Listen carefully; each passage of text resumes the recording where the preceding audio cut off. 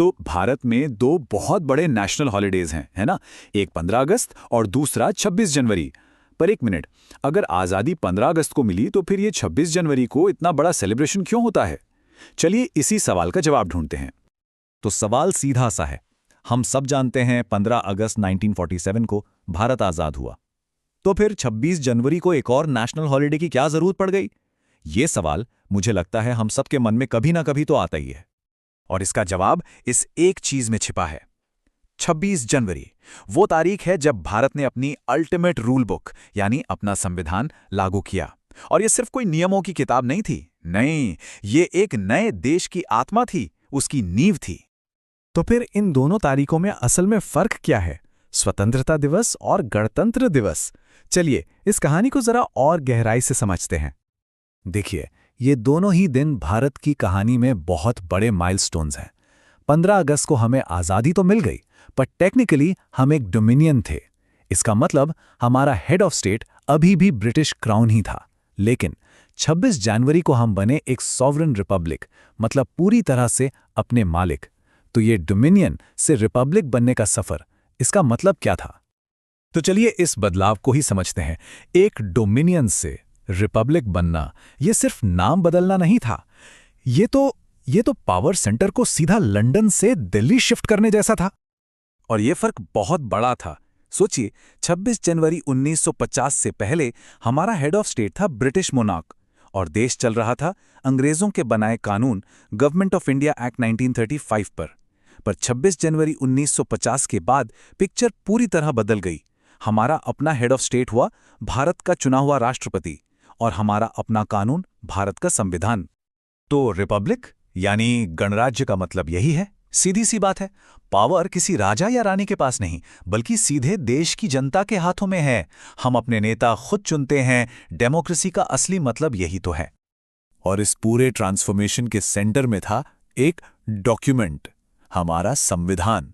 और सोचिए, ये कोई मामूली डॉक्यूमेंट नहीं था। अरे भाई, सैकड़ों भाषाएं, हजारों परंपराएं, इतने बड़े और डाइवर्स देश के लिए एक रूल बुक बनाना कितना बड़ा चैलेंज रहा होगा। ये सिर्फ कानूनों का बंडल नहीं है, ये हमारे देश के वैल्यूज और सपनों का आईना है। ये संविधान सिर्फ एक किताब नहीं, एक प्रॉमिस था।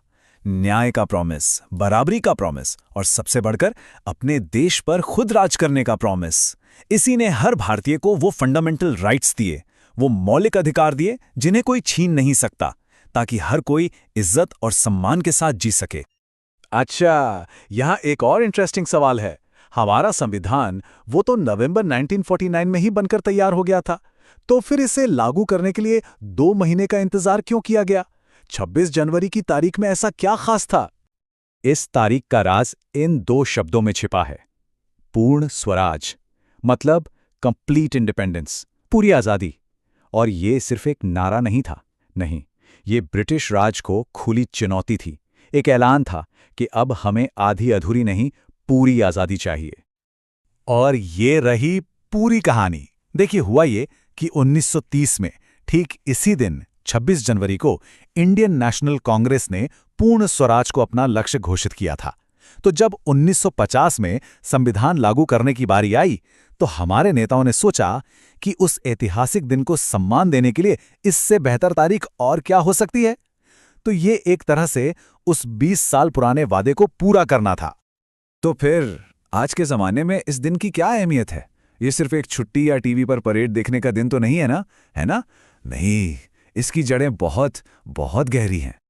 इसका निचोड़ ये है कि गणतंत्र दिवस उस पल का जश्न है जब भारत ने गुलामी की आखिरी जंजीर भी तोड़ दी। ये वो दिन है जब हम सही मायनों में अपनी किस्मत के मालिक बने, एक ऐसा देश जो अपने ही लोगों के जरिए अपने ही बनाए कानूनों से चलता है।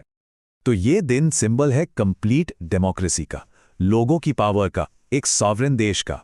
और इस दिन जो परेड होती है, वो सिर्फ हमारी मिलिट्री की ताकत नहीं दिखाती, बल्कि हमारे देश की जबरदस्त कल्चरल डाइवर्सिटी और विरासत का भी जश्न मनाती है। तो आखिर में बस एक सवाल, हमारे पूर्वजों ने जिस सेल्फ रूल यानी स्वशासन के लिए इतनी लंबी लड़ाई लड़ी, आज के भारत में एक नागरिक होने के नाते हम सब उस पावर का इस्तेमाल कैसे कर रहे हैं?